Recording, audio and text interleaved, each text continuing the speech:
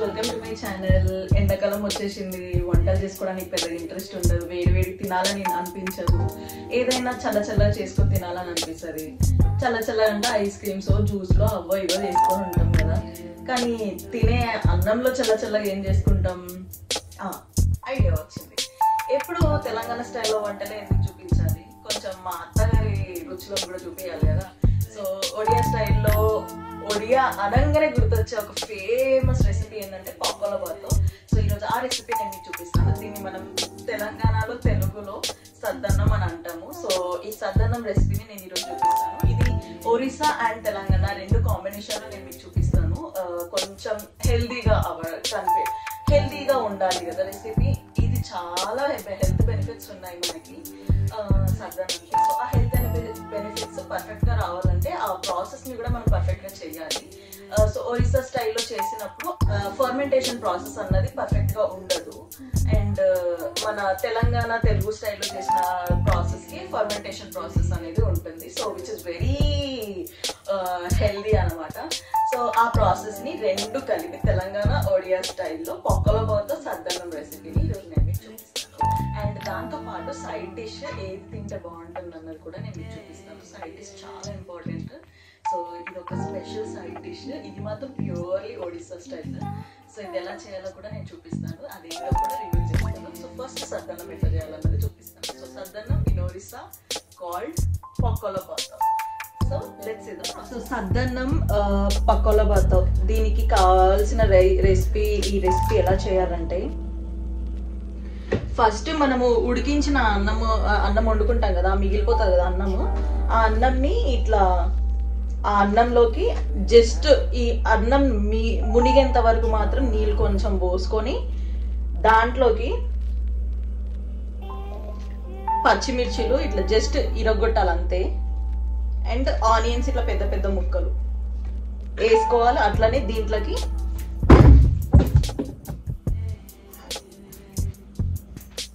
అట్లనే దీంట్లోకి వేడి చేసి చల్లార్చిన పాలు కొంచెం పోయాలి.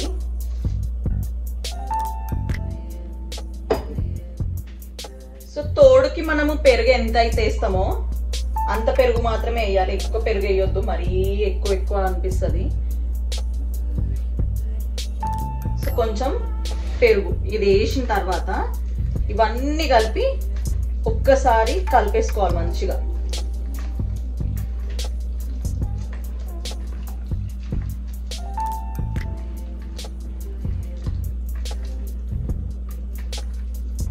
సో అంతా మంచిగా కలిపేసుకున్న తర్వాత దీన్ని రాత్రంతా పెట్టేసుకోవాలన్నమాట. మూత పెట్టేసి రాత్రంతా, ఒక రాత్రి మొత్తం దీన్ని ఇట్లా మూత పెట్టేయాలి. ఇది అంతా ఫర్మెంట్ అవుతుంది పొద్దున వరకు. మీకు అంత టైం లేకపోతే, నైట్ చేయలేకపోతే ఒక 4-5 గంటలు అయినా సరే కనీసం ఈ ప్రాసెస్కి మనం రైస్ని వదిలేసేయాలి, ఒక 4-5 గంటలన్నా సరే. సో అట్లా రాత్రంతా నానబెట్టేసిన తర్వాత పొద్దున మనం దీనికి పోపు వేసుకొని తినేయడమే. Okay, next process. ఇప్పుడు పోపు కోసం స్టవ్ పైన ఇట్లా ఒక పాత్రని వేడి చేసుకొని దాంట్లోకి కావాల్సినంత నూనె పోసుకోవాలి. నేనైతే ఒక 3 టేబుల్ స్పూన్స్ ఆయిల్ వేసుకున్నా.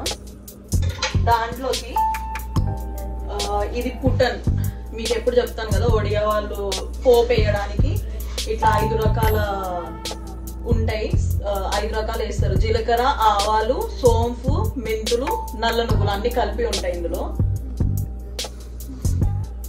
చూడండి, సో ఇవి పుటన్ అంటారు, దీన్ని వేసుకోవాలి. ఇది కొంచెం ఎక్కువ వేసుకోండి, అప్పుడు టేస్ట్ కమ్మగా మంచిగా అనిపిస్తుంది తీసుకుంటే. సో నేను ఒక 1 ఫుల్ టేబుల్ స్పూన్ వేసుకున్నాను అనుకోండి. అట్లనే కొంచెం ఎండుమిర్చి, కొంచెం శనగపప్పు,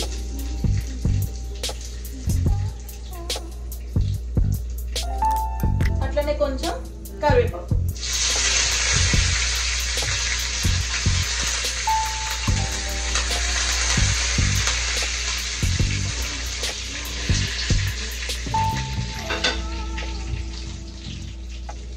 తర్వాత కొంచెం ఇంగువ వేసుకోండి. ఇది ఆప్షనల్, నేను వేసుకుంటా కమ్మగా అవుతుంది అని చెప్పి. అవసరం లేని వాళ్ళు వేసుకోకండి, బట్ వేసుకుంటే మాత్రం చాలా కమ్మగా అవుతుంది టేస్ట్. సో పోపు కొంచెం మంచిగా ఫ్రై అయినాక దీన్ని మనం చేసుకున్న సద్దన్నంలోకి కలిపేసుకోవాలి. స్టవ్ ఆఫ్ చేసేసుకొని పోపు రెడీ అయిపోయింది కదా, ఇప్పుడు దీన్ని సద్దన్నంలోకి కలుపుకుందాం. సో ఇప్పుడు నైట్ అంతా నానబెట్టుకున్నాం కదా, దీన్ని ఈ సద్దన్నంని నైట్ అంతా వదిలేసినాం కదా, ఇది ఇప్పుడు మంచిగా తోడుకుంటది పెరుగు పాలేసినాం కాబట్టి. సో ఇప్పుడు దీంట్లోకి మనం ఏదైతే పోపు చేసుకున్నామో ఆ పోపుని వేసుకొని కలిపేసుకోవాలి.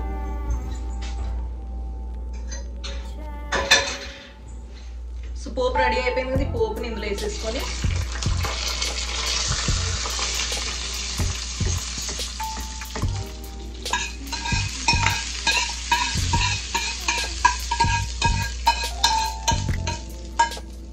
ఇట్లా కలిపేసుకుంటే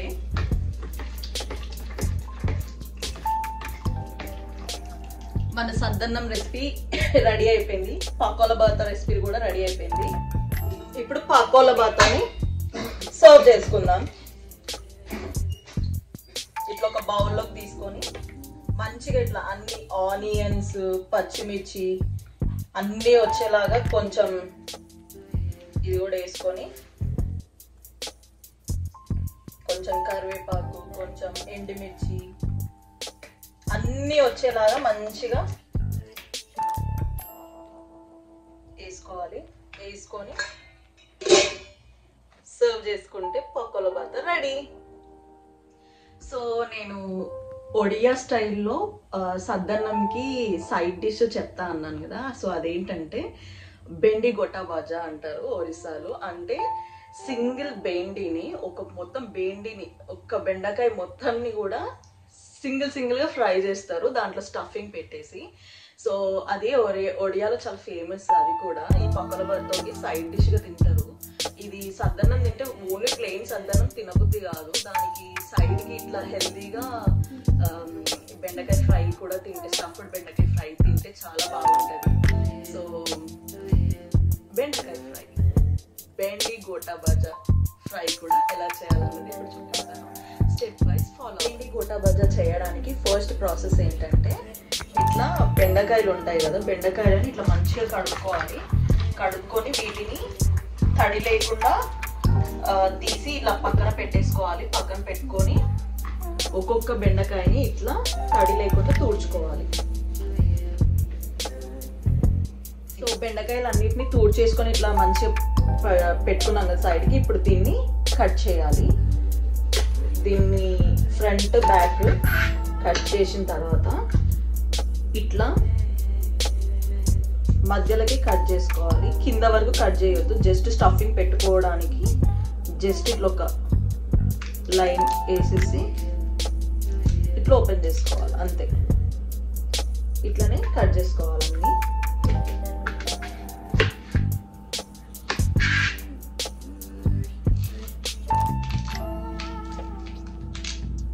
జస్ట్ ఇట్లా కట్ చేసుకొని ఓపెన్ చేసుకొని పక్కన పెట్టుకోవాలి. తర్వాత ఇంట్లోకి స్టఫింగ్ పెట్టుకోవాలన్నమాట. సో స్టఫింగ్ ఎట్లా చేయాలన్నది ఇప్పుడు చూపిస్తాం. సో ఇప్పుడు స్టఫింగ్ కోసము మనము రోట్లోకి ఎల్లిపాయలు ఇట్లా పొట్టు తీసేసిన వేసుకోవాలి. అట్లనే వీటితో పాటు ఎండుమిరపకాయలు వేసుకోవాలి.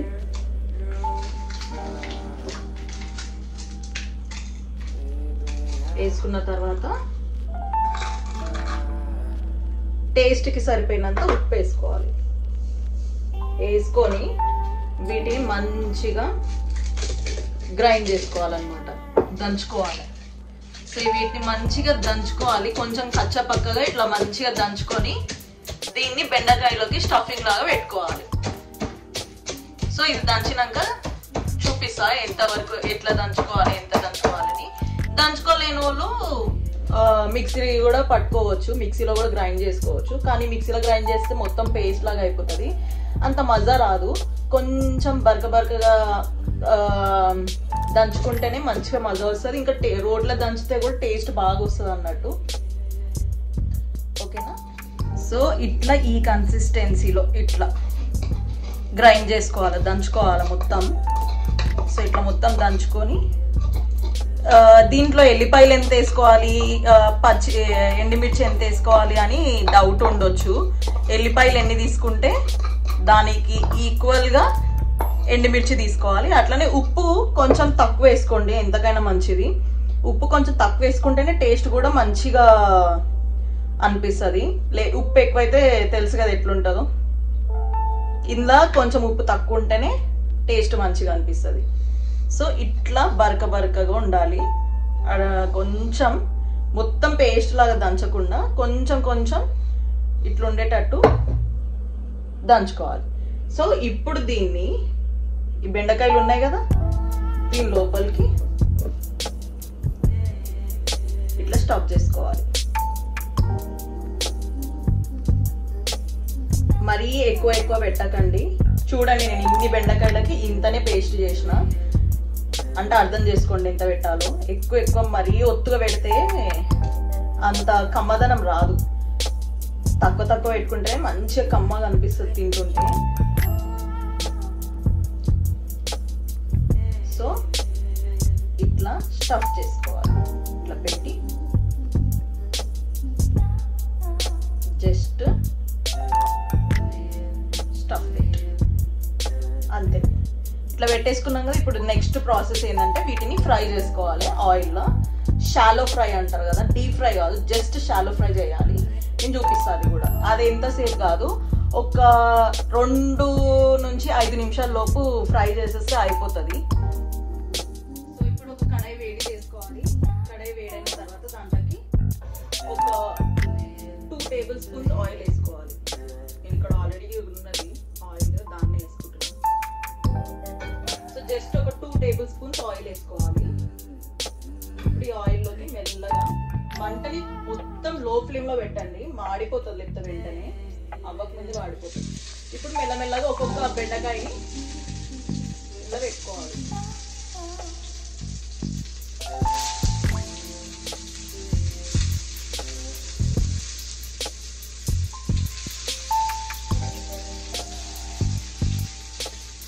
జాగ్రత్తగా చిల్లుతుంటది, చూసుకుంటూ వేసుకోవాలి. వేసుకున్నాక మంటని లో ఫ్లేమ్ లోనే పెట్టుకోవాలి ఎప్పుడు. సో మంటని లో ఫ్లేమ్ లో పెట్టుకోవాలి. తర్వాత ఇట్లా మూత పెట్టేసి లో ఫ్లేమ్ లో మంచిగా బెండకాయలని మగ్గనియాలి. మంచిగా ఉడికిపోతుంది బెండకాయ. ఇంకా మనము ఎక్కువసేపు ఫ్రై చేయాల్సిన అవసరం కూడా ఉండదు. జస్ట్ ఒక 5 నిమిషాలు లో ఫ్లేమ్ లో మూత పెట్టి మంచిగా మగ్గనియాలి. తర్వాత తిప్పుకోవాలి.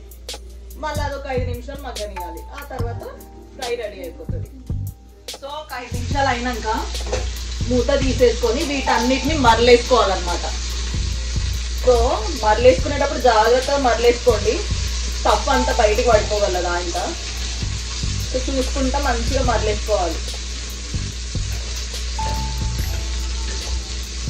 చూడండి బెండకాయలు అప్పుడే ఉడికిపోయినాయి.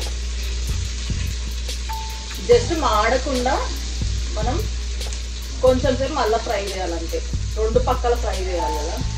అండ్ చాలా మందికి డౌట్ ఉండొచ్చు, ఇది కలుపుకున్నాక స్టఫ్ ఇందులో పెట్టేసిన తర్వాత ఇంకా మిగిలితే ఏం చేయాలి అని.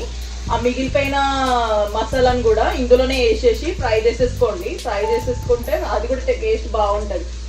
ఒకవేళ ఏదైనా బెండకాయలో స్టఫ్ బయటకు వచ్చేసినా ఆ మసాలాతో అడ్జస్ట్ చేసుకొని తినేయొచ్చు మనం. సో ఇట్లా అన్ని బెండకాయలని ఒకసారి ఉల్టా తిప్పేసుకోవాలి. ఇట్లా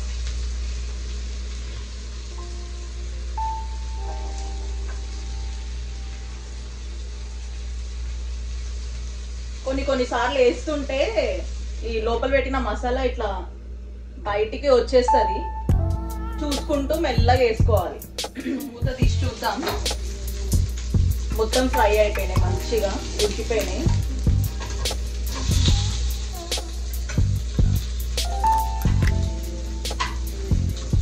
చూసిగా ఎంత మెత్తగా అయినాయో. ఇట్లా ముట్టుకుంటే ఇరిగిపోయేటట్టు ఇట్లా మెత్తగా అయిపోయినాయి కదా. సో ఇట్లా ఫ్రై అయిపోయిన తర్వాత తీసి సర్వ్ చేసుకోవాలి అంతే. ఇంకా చేసేటప్పుడు ఇంకా కొంచెం నూనె కావాలి అనుకుంటే యాడ్ చేసుకొని ఫ్రై చేసుకోవచ్చు. సో అంతేనండి, బెండి గోటా బాజా ఫ్రై అయిపోయింది. చూసారు కదా పకోలా బాతా, బెండి గోటా బాజా ఒరిస్సా స్టైల్ రెసిపీస్ రెండు చూసాం కదా. తెలంగాణలో దీన్ని సద్దన్నం అంటారు. సో సద్దన్నం బెండకాయ ఫ్రై ఇలా చేసుకోవాలి. సో చూసేసాం కదా రెసిపీ. వీడియో నచ్చితే లైక్, షేర్ అండ్ సబ్స్క్రైబ్ చేయండి. Bye, see you in my next video.